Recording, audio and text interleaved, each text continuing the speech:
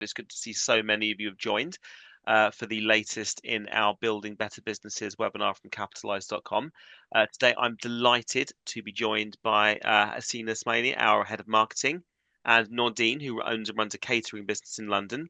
So today, they're going to be sharing, practical advice on email marketing strategy and how to get started, and what the basis of email marketing strategy is. The agenda here is why email marketing still works for small businesses, when to use email marketing, building a subscriber list the right way, writing newsletters people actually open, simple automation to save time and boost engagement, and then at the end there will be a live case study and a Q&A session. So feel free to put your questions in the chat as the meeting goes on, or you can hold them until the end.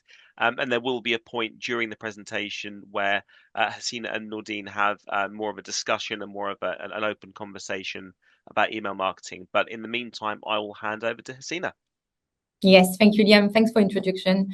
And really, it will be a lot of the discussion because I'm going to run us all through the foundations, what is always true when you are sending emails. But what I think is really, truly valuable for a business is to hear it from someone else who has done it and who's been doing it. And that's why we have Nordine today with us. So first thing first, as we said, is why email marketing? So a lot of people rely on social media because it's accessible, you can have your products and it's there and it's really good. But the real thing is it is costly. And so as a small business, it's very tempting to start with social media and stay in social media because that's going to bring customer, that's going to bring leads, visibility. But I would really say consider emails because it stays and it does remain kind of regardless of the size of your business, the most profitable channel. And why is that? It's because you do not pay for your leads each time. Once you have built a basis of subscribers, they are here, and usually actually it's a curated list, and email does remain the number one channel that is going to bring you value. And the true thing is, where do I get started? And that's why we have done this webinar today. So we're going to tell you how to get started. Following the webinar, you will receive an email starter pack, which means every template that you would need to get started, we're going to prep it for you so that you can then use it starting tomorrow. And so, yeah, £36, it's the average, and you will see it when you start for yourself. The one thing is upfront cost, small running costs, and then actually no cost. And it's not the same as running socials. If you do it, you would know that. Next slide, please, Liam. Yeah, so there are really some basics to really know as to when you're going to be using email marketing, and if that's true for every business. The first thing is about boosting the brand. So let's say you have a website, and what happens for you is you sell a service or you promote a service, and it's going to be about businesses signing up. It is our setup. The first thing you want to do is once someone has signed up to your website, you want to tell them about your brand because they have signed up, they have an interest. So that's really good. That's a very, very good start. Among the crowd of anyone, you found someone who's then interested and taken the time to sign up. So now they have seen a little bit about your business. You want to tell them more. Tell them who you are, what you stand for, what your values are, what your products are. Introduce yourself. People want to know about people. That's the first guiding thing. So you want to start somewhere, which is tell them about your business. The second thing is emails, and I'm adding to newsletters, and they are really, really useful for generating leads. So if you have a website or if you have a shop and you can have a QR code that is free with Adobe, by example, that can send them to your website to subscribe to a newsletter, then this is really an engine. These emails become an engine to turn someone who is interested somewhat to and that has done a visit to your website, turn them into someone who's really, really getting information about your product. And they go from prospect to considering to one day becoming a customer. So that one email to generate leads from your website or your shop, you want that email to be existing. And then marketing your product. So let's say you have a hair salon and someone came for a haircut. And somehow you have their email because you've set up your first way to get subscriptions from your shop. You want to tell them about your line of products. You want to tell them about your offers. When it's whatever the season, summer season or back to school season, send them an email and tell them, well, now it's that time for a refresh. These things are very obvious. They always work. That's what businesses do. And so you can get started and start with those really seasonal emails that are going to happen, and they're going to be true for any business. And that September back to school, Happy New Year email, they will help you have really like an anchor in time so that you can send an email to your list of subscribers, of prospect, or customers. And then nurturing customers. That is what we're doing right now. So we organize webinars. Why? Because you want to give value and you want to share value. And where you can start is with what is obvious to you as valuable. We know how to send emails because we are a team of 4 marketers. We send emails every day. We've been doing it for years. And so it's going to take us 30 to 45 minutes now today to share that knowledge. It is very valuable, I hope, for businesses. And that's an easy gift for us in a sense that we have that knowledge. We want to share it. And you have the same in your business. Whatever business you're doing, there are things that you think everybody knows, only you know. So you could start here, and it can be a webinar, it can be a tutorial, it could be anything, but start with what you know and turn it into a valuable output for your customers and leads. Next slide, please, Liam. Yeah, so that is about building a list, really. So, okay, we have emails, we know what we're going to send, you have a basis, and now what you're going to send these emails to. So start with who you know. So obviously it's going to be your customers in your shop or on your websites. If you already have a tool for payment, maybe find a way to add a link to subscribe to your newsletters. So start there. In the UK, there are GDPR rules. They rule how you can be emailing a business or a person, and you have to be respecting them. So usually we would advise that ask the permission clearly. So on your website, if you use a plugin for newsletters and collecting information, very often there's going to be a setup that that person is going to receive an email that asks them to confirm that they want to subscribe. This is, and then you know that you're fully compliant, and it's simple. Give a reason. If there's a value exchange happening here, why would they subscribe? You have to be clear on why would they subscribe. Is it that you're going to be giving tips, tools? Is someone going to receive a discount? There needs to be clarity from the start as what it is you're giving, so that someone is going to be thinking, okay, that is really something I want, I sign up. And then quality beats quantity, and that is a very important one. Any subscribers doesn't really matter. If you're a small business and you serve, I don't know, businesses in your locality, you don't want to list somewhere in the south of France. That's not going to help you. So do not believe that you need 2 million businesses or customers or leads in your list. You actually need a list of subscribers that really have an intention towards your product. That is the most valuable thing. And next, please. Then writing emails. There are some it's very obvious, but someone needs to tell you that. The subject line needs to be short. They need to be accurate. They need to be spot on. If it can be catchy, it's good. Interrogation points. A lot of businesses use fear, and it's not really good. Also depends on your sector. I prefer the funny way, or the insightful way of giving information and making someone wants to open an email. But be short, be specific, and be honest. Write like you talk. There is nothing worse in the age of AI as opening an email and feeling like it has been written by ChatGPT. You do not want that.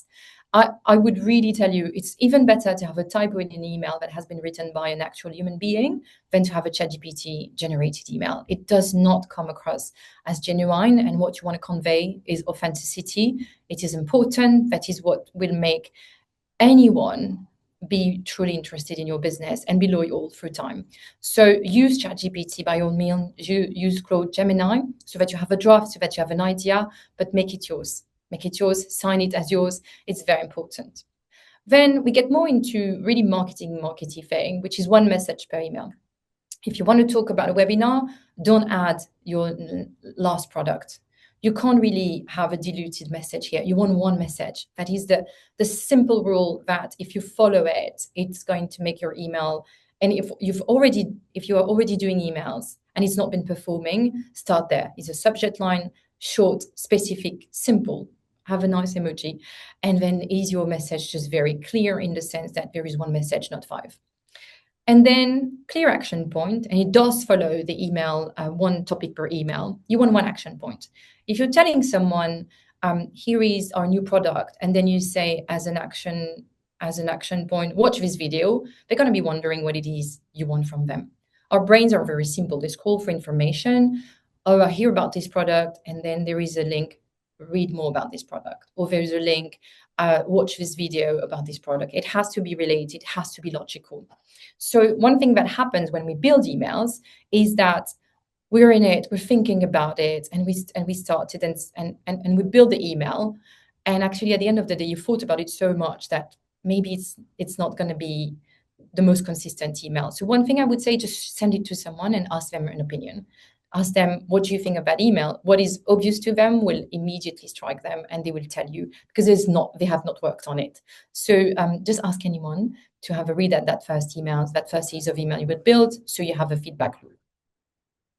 And that's it on how to write email effectively. Next slide, please. Yeah, automation. So one thing is real, is you are a business owner, you do not have time to write emails. And you certainly do not have time to write them every week or think about them every week. So what you are going to be needing is an automation tool. So we have listed here 3, Mailchimp, Klaviyo, and Brevo. While those, because they are relatively cheap, which means affordable. So to start, that would be a really good start. And also they are meant for small businesses, and actually small businesses of every size. So you're going to need to automate a couple of emails, and we're going to send you drafts for these. So a welcome email, that's always going to be true. And then some reusable newsletters.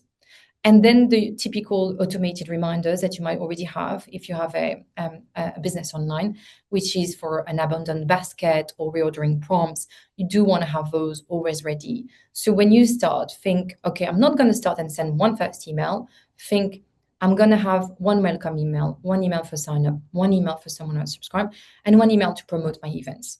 And then you start there with a couple of emails ready, and then you can deploy an actual strategy.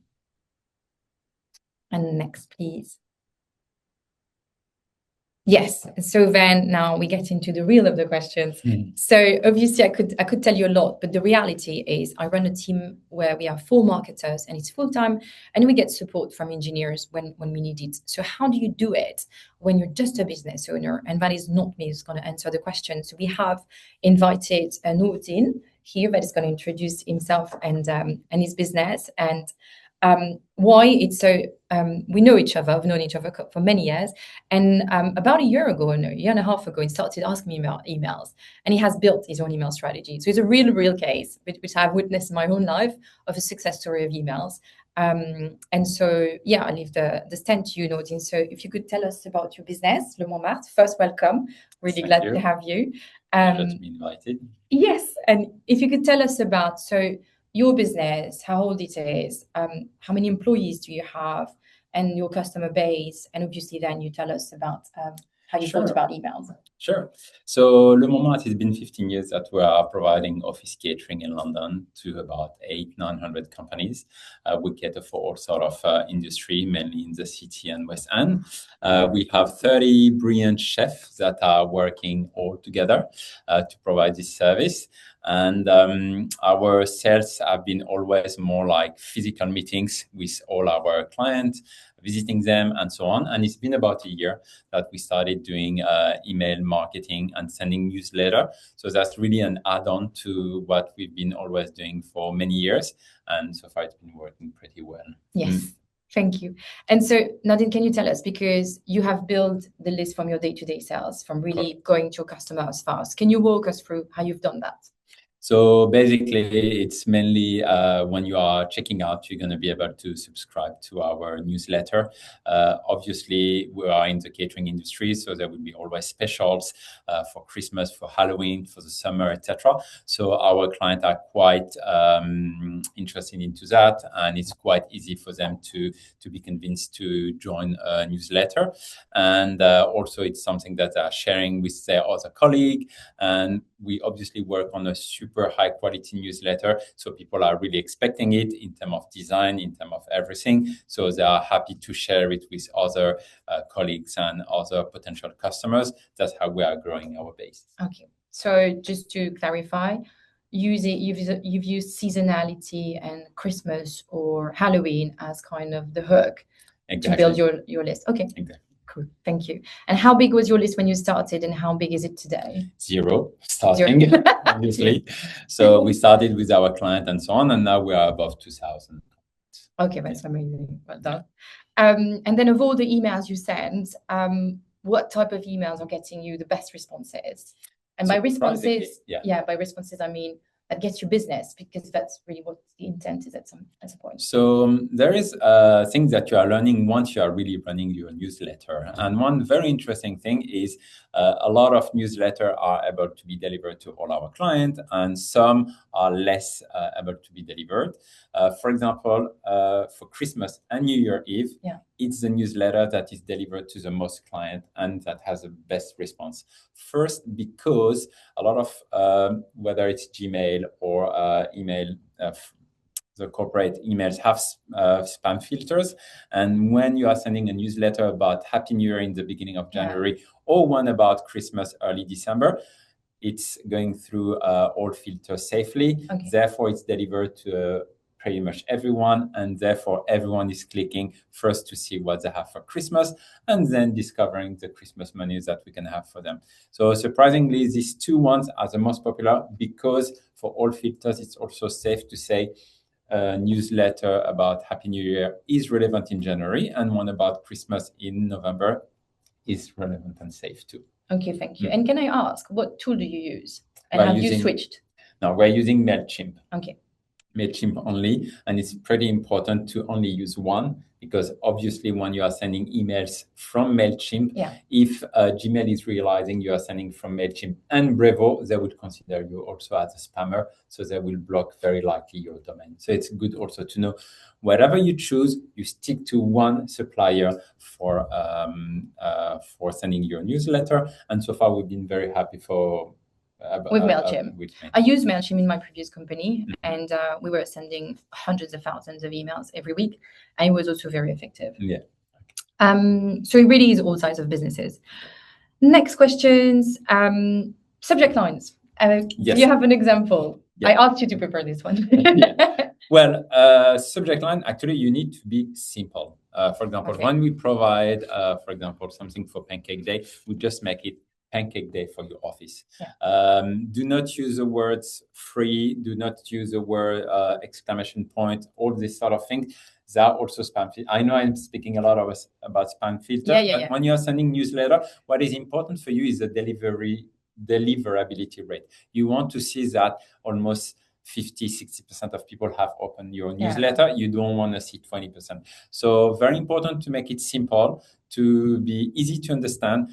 Do not use words like free, goodies, exceptional, special offer, etc. It's more likely to go on the spam box, but just simple Pancake Day in your office, or if you are a hairdresser, as you're saying, new haircut, new this, simple, keep it simple so people understand straight away what is the message and are more likely to open and read it and click through. So keep it simple is the motto. Exactly. Okay. And can I ask, how often do you send emails? We're sending every 3 to 4 weeks. Okay. So about this, we strongly recommend to not send every week or several times a week, because it's becoming something that is going to be too much of a reflex to not read and to just put and to ignore for your customers. So every 3 to 4 weeks for our business, we consider it's the right balance. And we've seen that we have more response when we are not sending every week or so. And I would add here, it really is depending on your business and the amount. For example, our business is about sharing information, so that's going to be very different, because your business is about events and catering and actual needs that would emerge right now. If you have and you are in an industry, there's a lot of education around the concept that needs to be done, then I would say you want to have emails that are really educative, and then the consumption of those emails is very different. It's for someone who's going to read it when they have time, and that's very different from an email where you're promoting a product or service per se directly. What else? Because I wanted to ask you is, do you have one campaign when you thought, oh wow, we did really, really well, and you were surprised or really happy about it?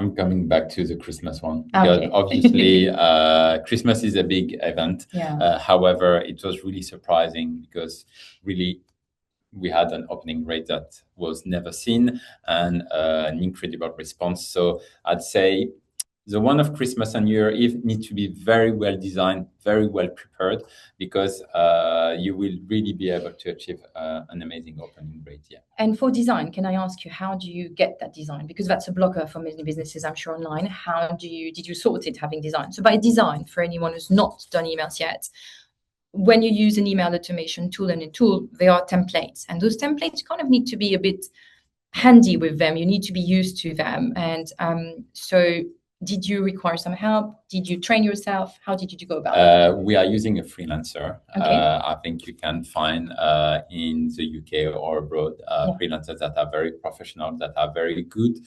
You can find them, either using your network, or you can find them on websites where you can find freelancers or Fiverr. Like Fiverr. Fiverr, etc. And then they're really going to design it perfectly. So about that, it's better to spend maybe 50 or 100 pounds with a designer that will spend 2 or 3 hours, but really a newsletter that looks beautiful. And it's a new newsletter template that you get, or do you get one newsletter for 100 pounds? You can do it as a template, and then being able to change pictures and change the message and really have the same design to be used several times. So now we know the cost and we know the investment. Yes. So you use MailChimp, and do you have a welcome email where someone really, you add a subscriber to your list? Are you sending a welcome email, or you just straight go? You don't? We do not, indeed. That's a very good point that you are mentioning here. I'm sure for some firms it's very relevant, but because obviously we know the client, we visit them on a regular basis, we deliver them already, and we want to grow how often they are ordering. We do not. And it's because you have started email on a customer basis that is a long-term already customer basis. So we have a case where welcome emails maybe not needed. Yes. It's when you're going to email your existing customers. And so we have a counterpoint. Yes. How much time does it take you on every week or every month? I'd say when it's time to do a newsletter, it's 2 to 3 hours. For us, obviously, it's about every 3 or 4 weeks. Okay.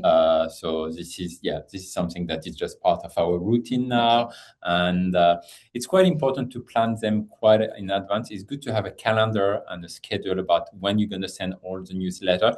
I would try to plan if I'm starting doing newsletter today, at least 6 months in advance, because this way you're really going to have a vision of what is going to be the most important newsletter in maybe 2-3 months, and starting with and building up different messages that are going to be relevant and making sense to be sent one after the other one. Yeah, that's a really good point.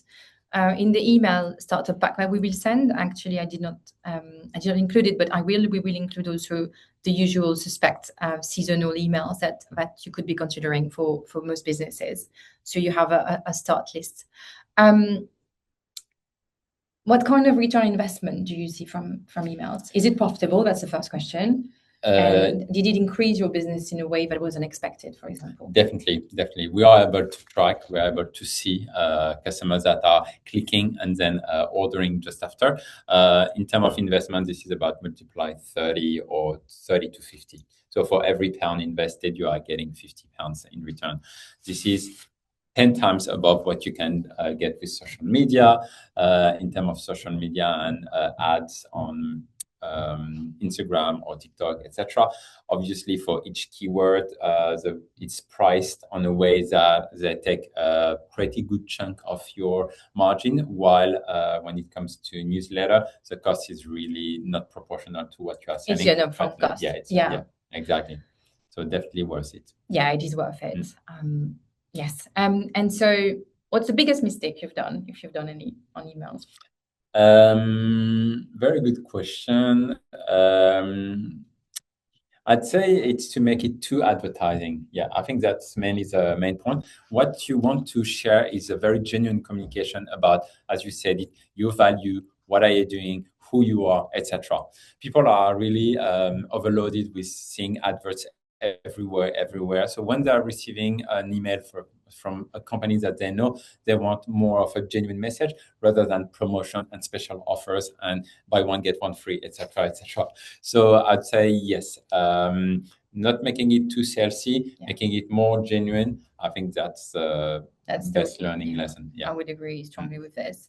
And one last question. If another small business owner was here in the room and they said, I want to start with email, what are the 3 things you would tell them that they need to do?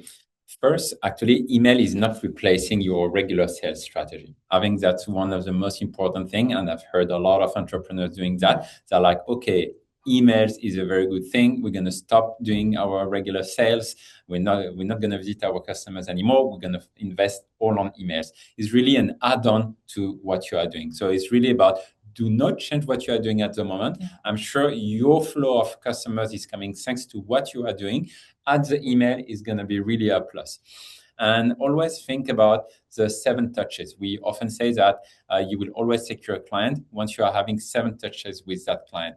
A touch can be an email, but it can be a physical visit. It can be a call. It can be for them seeing an ad somewhere about your firm. So these newsletters are really like an extra touch to make sure that at the end, you're going to be able to secure that client in the long term. Okay. Well, thank you so much, Nordine. It was welcome. Pleasure to have you. Yes, yeah, thank you so much. We give the mic back to you, Liam. Thank you very much, both. Some genuinely fascinating insight there, and great to have somebody that's actually at the coalface of small business joining us for one of these webinars today. I think it's, we have great experience here in business at Capitalize with everything that we do and all the insights that we have, but there's no comparison to actually having somebody dealing with it every day in to talk to us. So thank you very much for your time. So what are your next steps as business owners? So as we've been through, build your subscriber list, send a welcome email, plan that monthly newsletter, and also book a funding conversation. If your growth needs investment, speak to one of our funding specialists. We've got a QR code on the screen there. I'm going to give you 30 seconds now to scan that QR code. That'll take you to a landing page that will allow you to put a funding inquiry in, and one of our funding specialists will pick the phone up to you and have a chat about your requirements and how we can best support. So I'll give you all another few seconds there to get scanning on that QR code. Okay, so the next in our planned series is going to be myself and our head of funding at Capitalize, Nick Richardson. We're going to be discussing retail and wholesale business funding. And the sort of the different requirements that businesses in those sectors have. And finally, I'm just going to open the floor up for a Q&A from any business owners on the call. There is a chat option within Zoom that you can utilize to put questions in. And yeah, so any questions you might have, please feel free to jump in now. It was all pretty clear. No questions. If there are no questions, that means that we have done our jobs and answered everything very well. Okay. Well, thank you everyone for joining. Thank you very much for your time, both. It's been an absolute pleasure. And anyone who joined this week, this month, that are going to be on the next one, I'll see you on the next one. Thank you very much. Thank you. Bye-bye. Bye-bye.